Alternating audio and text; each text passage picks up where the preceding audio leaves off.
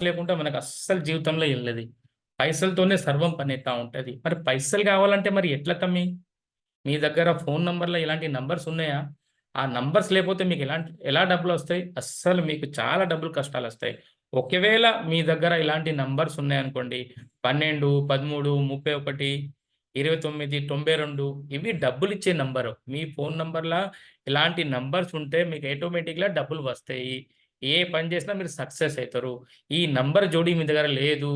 అస్సలు మీకు జీవితంలో ఫైనాన్స్‌కి చాలా ప్రాబ్లమ్ అయితది తమ్మీ. ఎందుకంటే, మీరు జూడండి మీ దగ్గర ఫ్రెండ్స్, కొలీగ్స్ ఎవలైనా ఉంటే మాత్రం కంపల్సరీ వాళ్ళ దగ్గర ఒక జోడీ ఉంటది.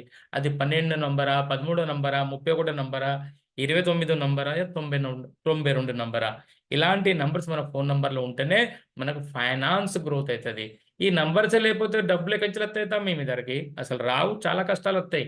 వచ్చినా ఎవడో ఒకడు ఎత్తుకపోతాడు అప్పు రూపంలా. గనుకనే మీరు వెంటనే మంచి మొబైల్ నంబర్ తీసుకోవాలి. దానిలో ఈ నంబర్స్ ఉండాలె.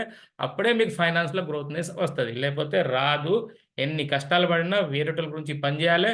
మీ జేబులో ఒక రూపాయి గూడా మిగలదు. అప్పులు తప్ప ఇంకేముండదు తమ్మీ. గనుకనే ఒక మంచి మొబైల్ నంబర్ కొనుక్కోండి. Okay tummy.